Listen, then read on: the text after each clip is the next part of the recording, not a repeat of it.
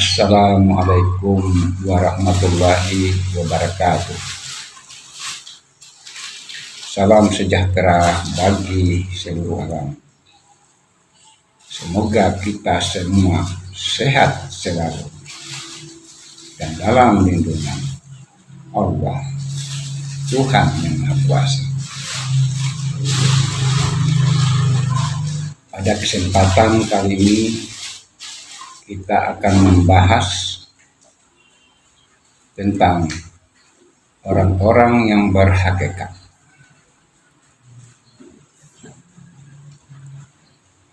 Bagi yang awam, bahasa atau istilah hakikat dalam dunia tasawuf mungkin mereka belum bisa memahami.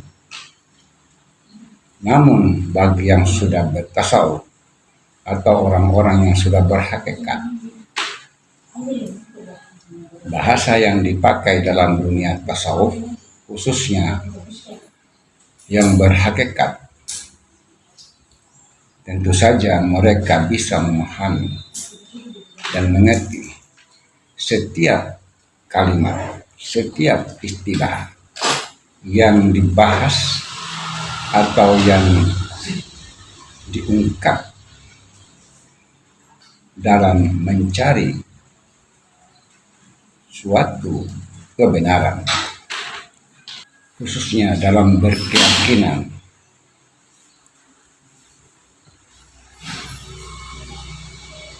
Jadi saudaraku,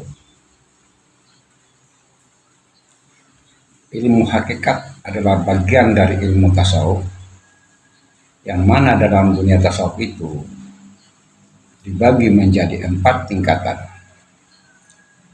antara lain syariat, tarekat, hakikat, dan makrifat.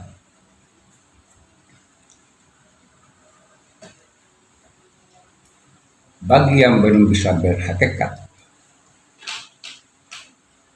pemahaman yang mereka pelajari masih berada di tingkatan syariat, karena ilmu syariat itu bisa dipahami oleh semua kalangan, sehingga sangat mudah dan sangat mungkin untuk dimengerti.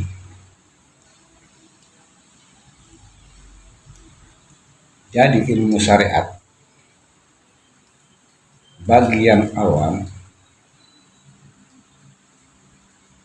karena di dalam kajian-kajian syariat itu sifatnya berdasarkan logika dan nalar. Jadi semua yang dijelaskan, yang dikaji dalam ilmu syariat itu sangat mudah untuk dipahami. Akan tetapi bila sudah masuk kepada tingkatan makrifat, bila sudah masuk ke tingkatan hakikat, maka pembahasan atau kajian-kajian tentang apa yang ada di syariat itu tidak semua orang bisa memahaminya. Sebab kenapa?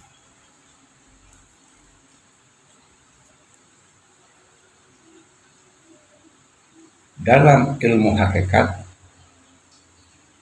tidak hanya membicarakan hal-hal yang sifatnya zahiriyah atau yang bersifat materi,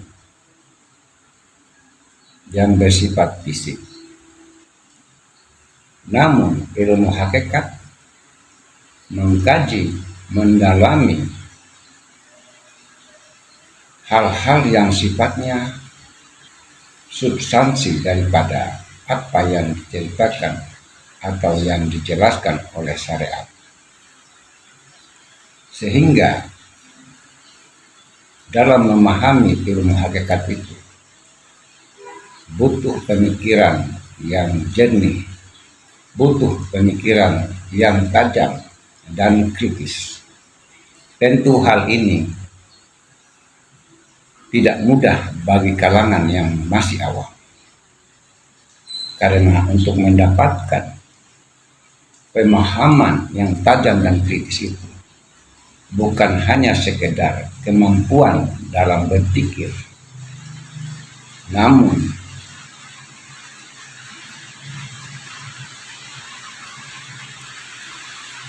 disertai dengan perilaku atau perbuatan yang menjauhi hal-hal yang dilarang oleh agama itu sendiri, seperti menjauhi perbuatan-perbuatan maksiat,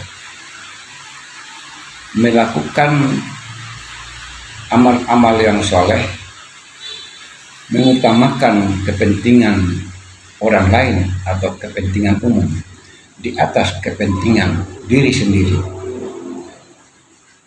Bila ini dilakukan dan terus dilakukan, maka hati dan pikiran atau kalbu seseorang itu dengan sendirinya akan mendapat suatu kemampuan dalam berpikir, sehingga untuk mendapatkan suatu kebenaran itu berdasarkan hati dan pikiran yang senantiasa selalu dijaga.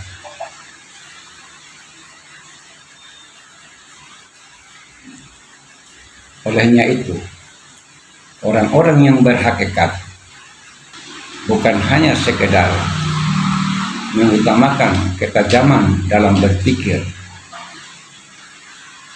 ketika memandang suatu kebenaran, akan tetapi hati dan pikiran yang ada dalam diri mereka itu selalu dijaga, karena syarat yang paling utama untuk bisa mempertajam pemikiran dalam hal untuk mendapatkan suatu kebenaran itu adalah menjaga hati atau menjaga kalbu.